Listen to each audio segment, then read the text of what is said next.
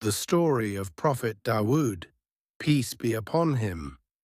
In the ancient lands of Palestine, among the tribes of Bani Israel, there lived a righteous young man named Dawud.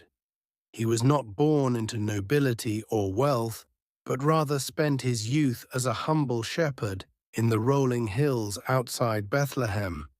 Each day, as he watched over his flock, Dawud would marvel at Allah's creation.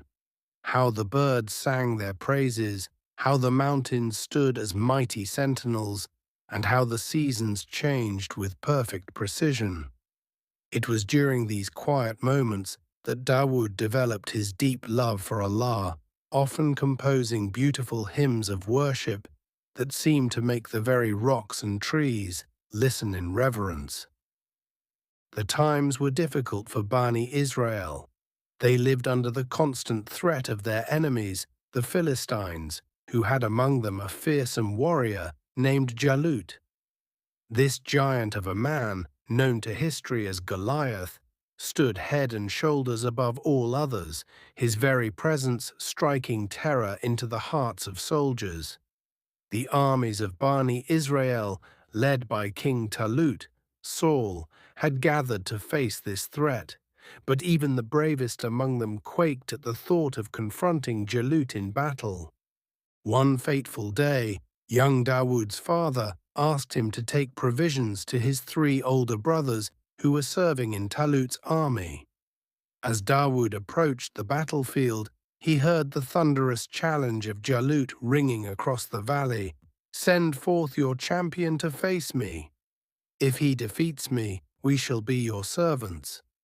But if I prevail, you shall serve us."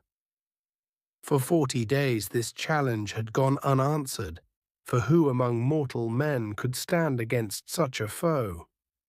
Dawud, his heart burning with faith, was astonished to see the armies of Allah trembling before this tyrant.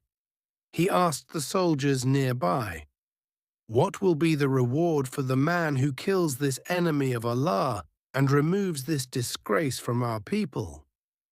They spoke of great wealth and the king's daughter in marriage, but Dawud's intention was pure. He sought only to defend the honor of Allah's religion. Word reached King Jalut of this bold youth who dared to face Jalut. When summoned before the king, Dawud said, "O king, let not your heart be troubled by this giant. I have faced dangers before while tending my father's sheep. When a lion or bear came and took a sheep from the flock, I went after it, struck it, and rescued the sheep from its mouth. The same Allah who protected me from the claws of wild beasts will protect me from this enemy." Jalut, moved by Dawud's faith, granted him permission to face Jalut. They tried to dress him in armor, but the heavy mail was cumbersome to the young shepherd. "I cannot fight in these," Dawud said, removing the armor. "Allah has not trained me to use them." Instead, he took only his staff, his sling, and selected 5 smooth stones from a nearby stream, 1 for Jalut and 4 for his brothers, as he would later say. The battlefield fell silent as the giant and the youth faced each other. Jalut roared with laughter at the sight of this unarmored boy coming against him with nothing but a shepherd's tools. "Am I a dog," he bellowed, "that you come at me with sticks?" Dawud replied with calm certainty, "You come to me with sword and spear and shield, but I come to you in the name of Allah, the Lord of hosts, the God of the armies of Israel, whom you have defied." As Jalut charged forward, Dawud placed a stone in his sling and whirled it above his head. With perfect precision, guided by divine will, the stone flew straight to its mark, embedding itself in Jalut's forehead. The giant staggered and fell face down on the ground. Dawud quickly ran and took Jalut's own sword, cutting off the head of his fallen enemy. When the Philistine army saw their champion slain, they turned and fled in terror, with the armies of Israel pursuing them to victory.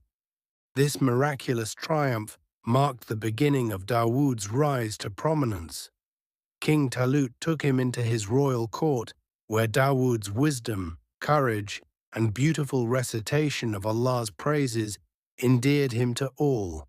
However, this also stirred jealousy in some hearts, including eventually the king himself. For years, Dawood had to flee from Jalut's unpredictable moods, always showing respect to Allah's appointed ruler while protecting his own life. After Jalut's death, Dawood was chosen as the new king of Bani Israel. Allah bestowed upon him not just political authority, but also prophethood, wisdom, and divine revelation. The Psalms, Zabur, were revealed to him, sacred words that he would recite in a voice so beautiful that when he sang praises to Allah, the birds would pause in mid-flight to listen, and the mountains would echo his hymns of devotion. Allah granted Dawood another miraculous gift, the ability to work with iron as if it were soft clay. He could fashion armor and weapons with his bare hands, a skill he used to equip his soldiers for battles in Allah's cause. Under his rule, the kingdom flourished, with justice prevailing throughout the land. One of Dawood's greatest tests came when two men came before him with a dispute.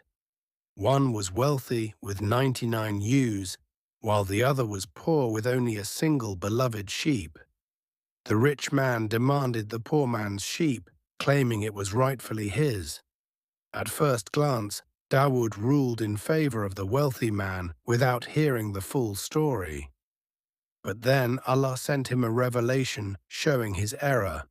He had judged hastily, influenced by the rich man's status rather than pure justice. Humbled by this realization, Dawood immediately repented, falling to his knees in sincere remorse. From that day forward, he became even more scrupulous in his judgments, ensuring that the weak received justice against the strong. He established a system where people could bring their disputes directly to him, and he would judge between them with fairness inspired by divine wisdom. Despite his royal status, Dawood maintained a life of humility and devotion. He would fast every other day, following what would later be known as the Fast of Dawood. His nights were spent in prayer and recitation, often weeping out of love and fear of Allah. He divided his time between serving as a just ruler, leading his people in worship, and retreating for private devotion. Allah tested Dawood in various ways to strengthen his character. Once, when he prayed for relief from his enemies, Allah instructed him to seek refuge in a particular fortress. When Dawood arrived, he found the gates locked. Rather than forcing his way in, he patiently waited, demonstrating his complete trust in Allah's plan. Eventually, the gates opened of their own accord, showing that with patience and faith, Allah provides a way out of every difficulty. In his later years, Dawood prepared his wise son Solomon, to succeed him, teaching him the ways of prophethood and kingship. When his time of death approached, Dawood gathered his family and reminded them of what matters most: sincere worship, justice for all people, and complete reliance on Allah. His final words were the same as those he had lived by. "My Lord, forgive me and grant me a kingdom that will not befit anyone after me. Indeed, you are the bestower." The legacy of Prophet Dawud endures as an example for all believers. He showed that true strength comes from faith in Allah, not physical